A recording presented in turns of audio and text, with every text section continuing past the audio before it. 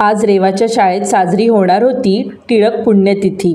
खरं तर ऑगस्ट महिन्याची सुरुवात म्हटलं की टिळकांची आठवण आल्याशिवाय राहतच नाही हो। कारण इयत्ता 1ली ते 10वी माझ्या शाळेत लोकमान्य टिळकांचे माझे भाषण ठरलेले असायचेच। नंतर तर नाव सुद्धा द्यावे लागायचे नाही, कारण बाईंना माहिती असायचं मी भाषण करणारच। ऋषिकेश शाळेमध्ये भाषण देणार होताच, त्याची तयारी मी करून घेतलेली होती। मुख्याध्यापिका सौ नंदिनी मोरे मॅडमनी खूप छान अशी तयारी करून घेतलेली होती कार्यक्रमाची। टिळकांबद्दलची छोटीशी गोष्ट सांगितली होती। लोकमान्य टिळकांचा जन्म 23 जुलै 1856 रोजी रत्नागिरी जिल्ह्यातील चिखली या गावी झाला। त्यांच्या बालपणीची ही गोष्ट आहे।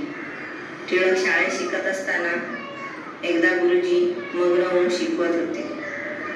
तितक्यात त्यांचे लक्ष टिळकांकडे गेले। टिळक आणि त्यांच्या शेजारी मुलगा गप्पा गोष्टी करत। गुरुजींनी टिळकांना उभे केले आणि विचारले की मी आता जो पाठ शिकवला आहे तू आता मला सांग।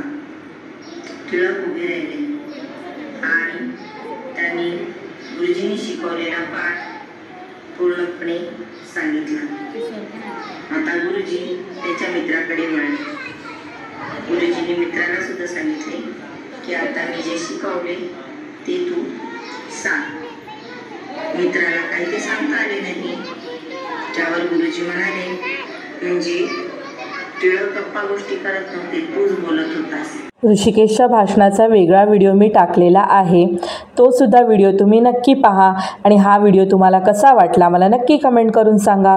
व्हिडिओ आवडला असेल तर व्हिडिओला लाईक करा, शेअर करा, माझ्या चॅनलला सबस्क्राईब करायला विसरू नका।